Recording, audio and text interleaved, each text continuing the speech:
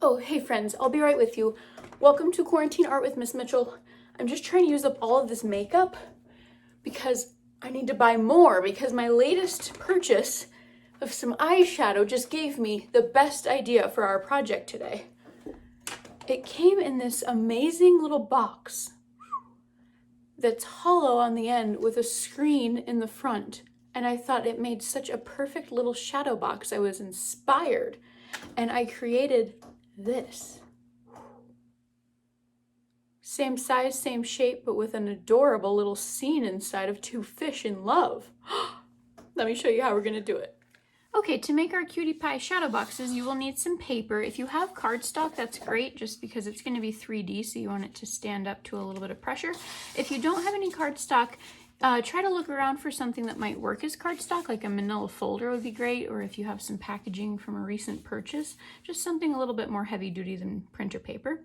You'll need a pencil and a ruler, as well as some scissors and an X-Acto knife if you have one.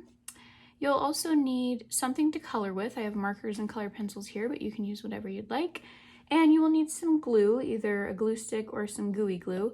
And you might want some paper scraps, just depending on your design of your finished product. This project should be great for older kids to work on their measuring skills, but if you're working with littles, you might need to extra help them with this step, or possibly even just make the box for them and let them decorate it.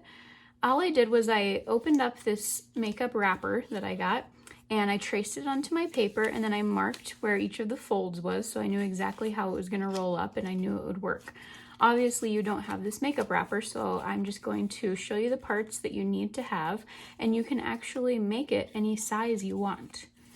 It could be as big or as teensy as you want. But as you can see, you need to have two larger rectangles that match. That's gonna be the front and the back of your box. On here, it's C and E. They need to be the same size. B and D also need to be the same size because they are the end flaps here and here. A is on top, and it's a flap that holds everything together. So when all these parts are folded up and over, A folds in and gets glued or taped right there, and ta-da, you have a box. So regardless of the size or dimensions that you choose, make sure that you have A, B, C, D, and E, and that they match. B and D need to match, C and E, and A is doing its own thing, holding everybody together. Well, that sure was a lot to remember, so let's go through it a little bit more slowly together. I'm going to change the size of my box here just for mixing it up's sake, and I'm going to make it, let's see, it was about 3 3/4 inches wide before. I'm going to make it 4.5. So I'm going to make a mark at 4.5, 4.5, connect those two. All right, and here's going to be the zone for my box. And then I need to be able to fit two large rectangles as well as my foldies and my tab. So I can't make it too tall here. Let's see, I think I can fit 3 inches. I'm going to make mine 3 inches tall. That's going to be E at the bottom. Okay, got to fit D in there. I'm going to make that about 1/2 inch. Oops. Should be plenty to give it the shadow box look. All right, how big was my E? Oh yeah, 3 inches, so I need my C to be 3 inches as well. Right here, right here. All right, how big was my D? 1/2 inch, so I need B to be 1/2 inch as well. Bloop. Bloop.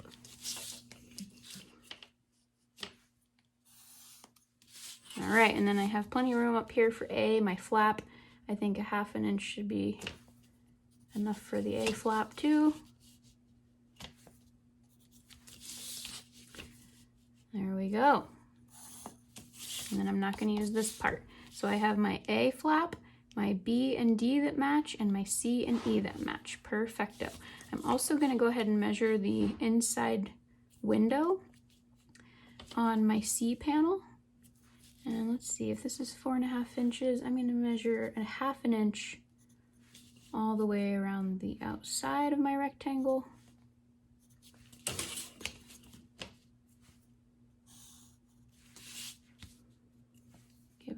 strength there on the outside edge.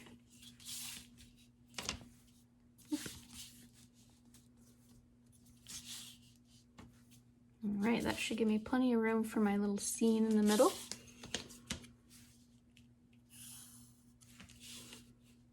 All right, that was a lot. Hang in there with me. This is gonna look totally cool. All right, then you're gonna grab your scissors and cut it out.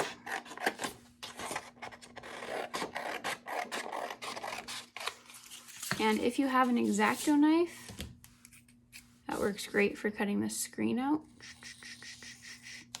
But of course, if you don't and you just want to use scissors, you can just poke a hole and cut around. Obviously, this is also a step for a big kid or a grown-up,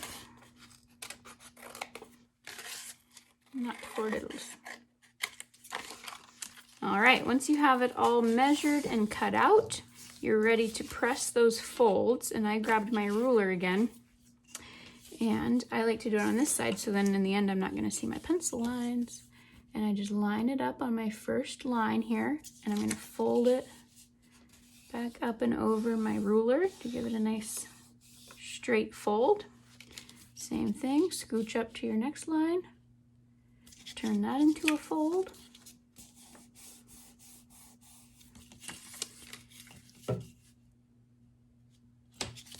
Here and here. All right, moment of truth. Let's see if it worked out, and we're gonna have a box on our hands.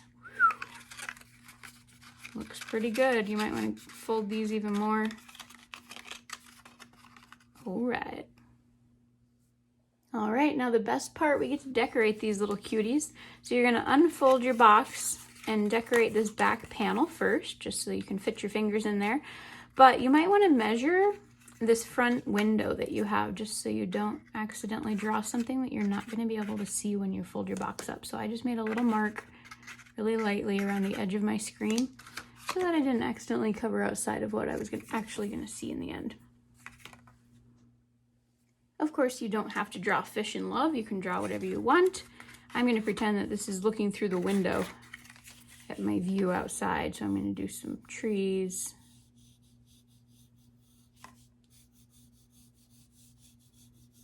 Maybe a little deer, whatever you want.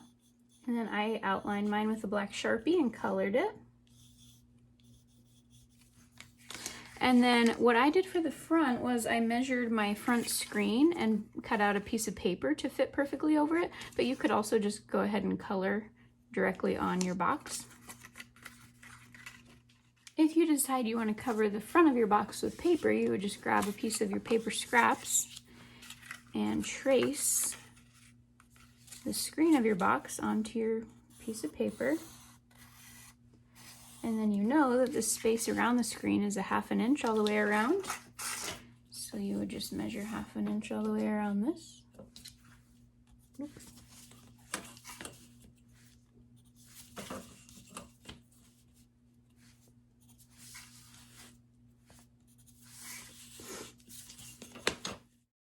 And then you would cut it out just like you did with your box.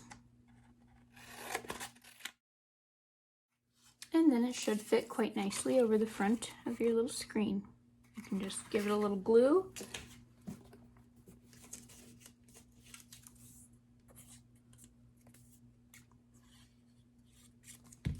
And you're in business. You're in the box business. All right. Go ahead and finish coloring your scene, decorating the outside of your box any other way you'd like.